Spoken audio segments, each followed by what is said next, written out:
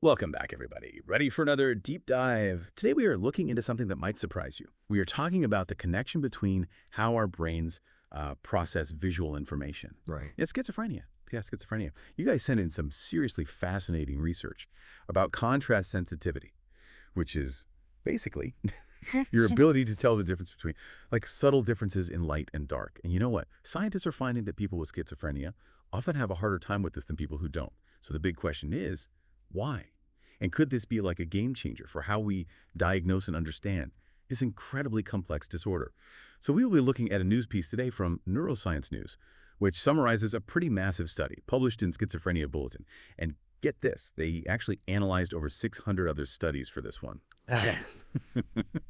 Before we get into the heavy stuff, let's talk about contrast sensitivity for a second. It's not just about seeing black and white. Think about I'm trying to make out someone's face. Yeah. In a super dimly lit room.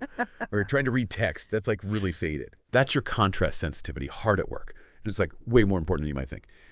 This ability helps us navigate this crazy world full of visual information. Right. Picking out shapes, textures, all the little details that make up our perception of reality. Now, consider this. Schizophrenia affects something like 1% of the world's population. That is millions of people. And what researchers are finding is that a lot of individuals with schizophrenia consistently show reduced contrast sensitivity. It really is interesting, right? I mean, we kind of think of vision as this straightforward thing, but it's really a super complex process happening in the brain. And when that process gets disrupted, as it seems to be in schizophrenia, it can totally have a ripple effect on someone's entire experience of the world. Absolutely. It's not just seeing things differently. It's about how your brain is interpreting, making sense of all that visual information it's receiving.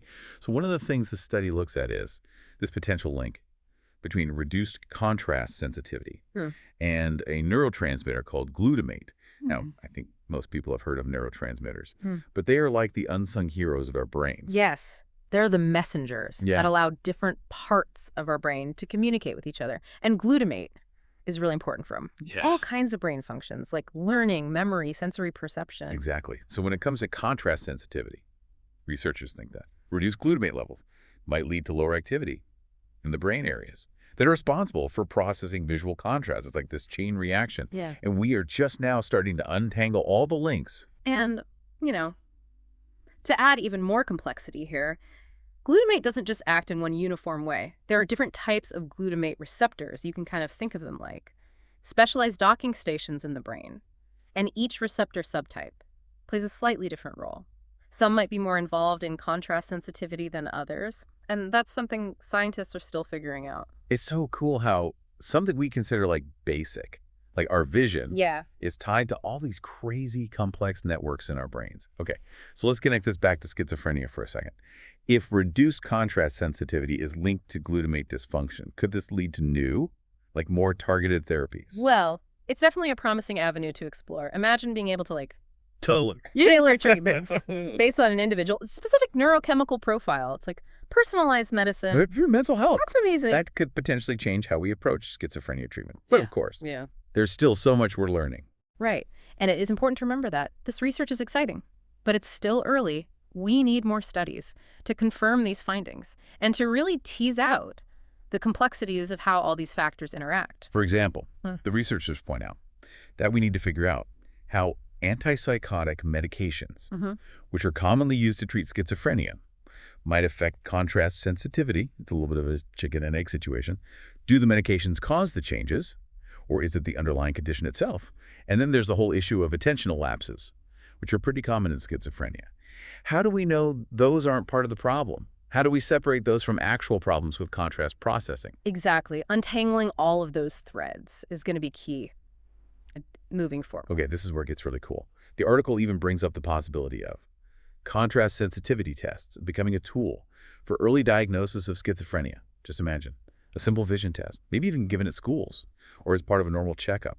That could flag potential issues early on. That would be huge. It would. The possibility of having an objective, non-invasive way to detect risk factors for schizophrenia is definitely appealing. But as with any potential biomarker, we need to proceed carefully. It's crucial to make sure that these tests are accurate and reliable. We have to make sure that they can differentiate between schizophrenia and other conditions that might also affect contrast perception. False positives or negatives could have really serious consequences. You're so right. We don't want to jump the gun. But the potential here is really big. Okay, so we have covered a lot today. We have talked about contrast sensitivity, its potential link to glutamate dysfunction and schizophrenia, the possibility of personalized treatments based on this new understanding, and even the potential for early diagnosis through simple vision tests. But what does all this mean for you, the listener? Why should you care? Well, this research is offering us a new lens through which to view and understand schizophrenia. It's highlighting the crazy connections between our brains, our senses, and our mental health. And it's opening up exciting possibilities for more targeted treatments and earlier interventions. That could potentially improve the lives of millions. And that is something worth paying attention to. But before we get ahead of ourselves, let's take a deeper dive in some of the specific implications of this research after a quick break. It's amazing, isn't it, how this research is like challenging our assumptions about mental illness. You know, we tend to think of schizophrenia in terms of like thought disorders and hallucinations. But this sheds light on how big of an impact it can have on sensory perception, too. It's like a good reminder that the brain is this crazy complex organ.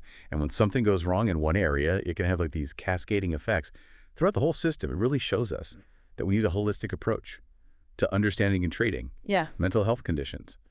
And thinking about the sensory aspect, this research got me thinking about those visual training programs that they mentioned in the article. Could those actually help people with schizophrenia, like to improve their contrast sensitivity? it's a really interesting possibility, and it makes sense if you think about how adaptable the brain is. Even in adulthood, we know that with practice, people can improve their visual skills. Like, think about athletes training their eye-hand coordination, or like musicians learning to read sheet music. So if we can develop these training programs to like address contrast sensitivity deficits, could that actually lead to tangible improvements in daily functioning? That's what we hope. And it wouldn't just be about improving visual perception. Researchers think that strengthening contrast sensitivity could also help with other cognitive functions like attention, memory, even social cognition. That's incredible. Imagine if something as simple as visual training could have such a big impact on someone's quality of life. Of course. With any new therapy, we need to do the research to determine if it is effective. But the potential is there, and it points to a broader shift in mental health treatment, moving beyond managing symptoms to actually targeting the underlying neurological mechanism. Right. So like instead of putting a Band-Aid on the problem, we're trying to address the root cause. And speaking of getting to the root of things, the article also mentions how this research can help us better understand subtypes of schizophrenia. Can you talk about that a little more? Sure. So traditionally, we've diagnosed schizophrenia based on a cluster of symptoms, but we know that there's a lot of variability in how the illness presents. Not everyone experiences the same symptoms or with the same severity. And this research suggests that there might be subgroups within the schizophrenia spectrum characterized by different levels of contrast sensitivity impairment. So some people with schizophrenia Yeah. might have more contrast sensitivity issues than others. Yeah. And that could affect their overall experience with the illness. Exactly. And if we can identify these subgroups early, it could help us personalize treatment plans. It's all connecting now. If we understand the neurological stuff Yeah. of an individual's schizophrenia, we can tailor therapies, medications, maybe even those visual training programs to their unique needs. Yeah. But as you mentioned before, we are still early in this research. We need more studies to validate these findings and explore all the possibilities. Absolutely. But this research has opened up such a fascinating new path. It's like we stumbled upon this hidden pathway in the brain, and we're just beginning to figure out where it goes. It's like that saying, we see only what we know.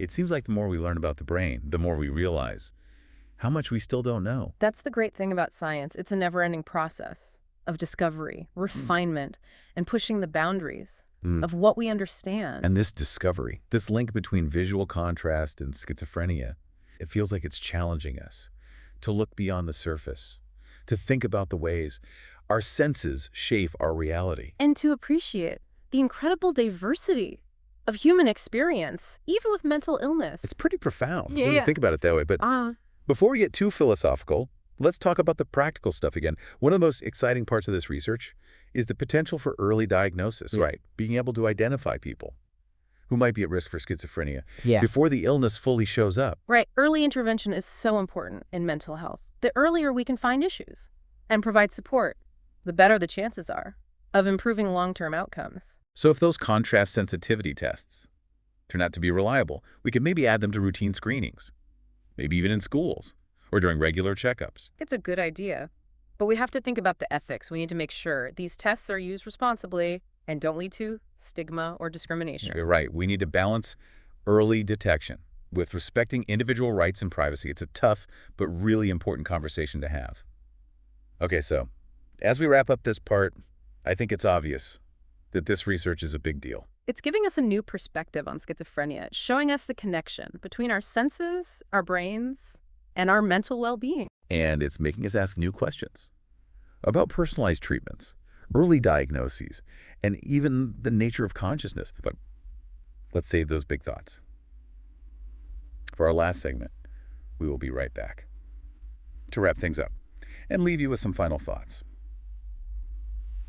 All right, we're back and ready to kind of wrap up our look at this fascinating connection between visual contrast sensitivity and schizophrenia. You know, as we've been talking, I keep thinking about this whole idea of perception, how our brains take in information from our senses and use that to create our own reality. It's a big question, yeah. How much of what we experience is because of our biology, our genetics, like our unique wiring, and how much is influenced by the environment around us, our experiences, how we interpret things. And with schizophrenia, it seems like maybe those lines are even more blurry. Yeah. If people with schizophrenia are processing visual information differently, it makes sense that their perception of the world might also be different. And that could explain some of the symptoms we see with schizophrenia, like hallucinations or delusions. It's definitely something to think about. Imagine if you were trying to live in a world where all the visual cues you're getting don't quite match up with what everyone else is seeing. It would be really disorienting. It makes you think about, like, what consciousness really is. Yeah. And what it means to share a reality with other people. But, Okay. Besides all the philosophy, this research also matters for how we think about treatment. For sure. As we have been talking about, the potential for personalized medicine is huge. Imagine being able to find specific neurological things like contrast sensitivity problems, Yeah. and then being able to create a treatment plan just for that. Yeah. It's like, instead of just trying a bunch of random treatments and hoping one works, we're going right to the source of the problem. Exactly. And that could mean more effective treatments, less side effects, and overall a better quality of life for people with schizophrenia. It's pretty amazing when you think about how far we've come with neuroscience and mental health research. It's a good time to be in this field. There is still a lot we don't know, but with every new discovery, we're getting closer to understanding the brain and finding new ways to help people. Well said.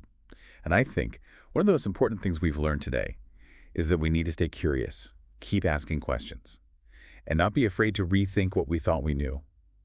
Sometimes the most interesting things come from unexpected places, like this connection between visual contrast and schizophrenia. So, to everyone listening, keep thinking, keep asking those questions, and never stop exploring all the amazing complexities of being human. And remember, science is a journey. There's always more to learn, more to discover, and more to understand. Thank you so much for joining us on this deep dive into the world of visual contrast and schizophrenia. Until next time, stay curious.